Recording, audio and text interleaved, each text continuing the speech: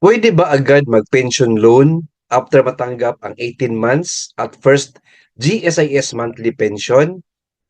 How much po ang maximum amount sa pension loan? Good question, sir. Sige po, may good answer po tayo. Please watch the full video.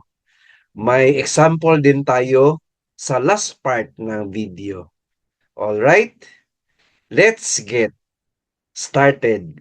Una-una, friends, may GSIS Pre-Retirement Seminar po tayo na na-join.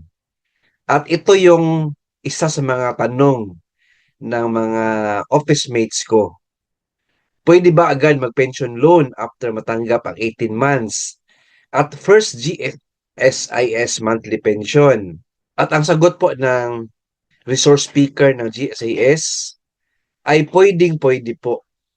Qualified po na mag-pension loan after ma-receive ang 18 months at first GSIS monthly pension.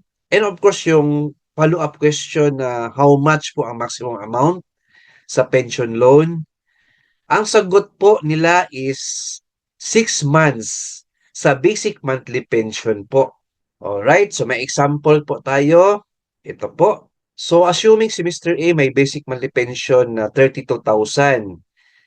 So 6 months po yung pension loan daw ni GSIS. Simply i-multiply lang po natin, friends. 32,000 times 6 is equal to 192,000.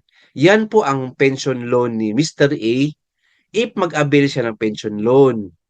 Kasi ang pension loan pala is 6 months or not more than 500,000.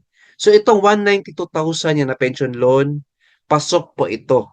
Kasi less than 500,000 po. So ang payment terms ng pension loan na ito, 24 months or 2 years with 10% interest per annum. At least may idea na po tayo na pwede pala tayo mag-pension loan agad after ma-receive natin yung cash payment na 18 months at basic monthly pension po natin. So ma-avail po natin ito at age 60 or more. Alright?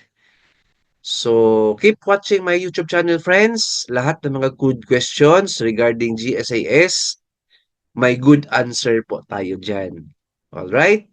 Please like, share this video, and subscribe my YouTube channel. Thank you, God bless, and 2 thumbs up.